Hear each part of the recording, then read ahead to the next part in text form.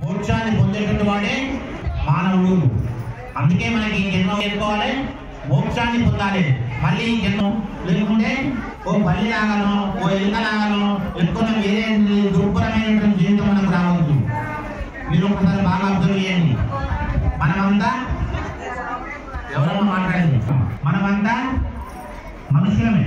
మనుషులమా కాదా? డౌట్ ఉందేమన్నా? మనమంతా మరి ప్రధానమంత్రి, మరి బిచ్చగాడు, అడక తింటున్నాడు. మరి ఎందుకు డిఫరెంట్? ఒకళ్ళు వస్తే లేదు దండం పెడుతున్నాం, ఒకళ్ళు అంటే కూతురు స్వామి అంటే పాదాలు నడుపుతున్నాం. ఒకళ్ళకి ఈ జన్మ మోక్షం పొందుతాం. ఈ జన్మ తర్వాత ఏంటిది? మనకు మోక్షం పొందుతాం. మోక్షం అంటే ఏంటిది?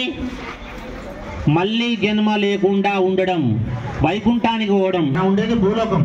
దీని కింద 7 లోకాలు: తలాతల, రసాతల, మహాతల, పాతాల. ఓ తొక్కు తొక్కుడితే పాతాళం పోతారు అంటారు. దీని కింద 7 లోకాలు. దీనిపైన పవిత్రమైనటువంటి నదులు.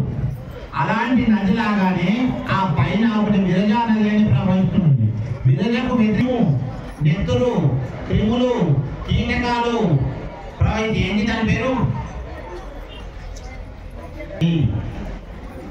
వైతరణి నది అని కూడా ఉంటుంది. అందులో మనం పాపాలు చేసినటువంటి వాళ్ళని అక్కడ పడేస్తారు. అందులో చీము, నెత్తులు, క్రిములు, కీటకాలు అన్నీ ఉంటాయి. అలాంటి నదులకు, అలాంటి దానికి మనం పోవద్దు. మన మానవ జన్మ వచ్చింది కాబట్టి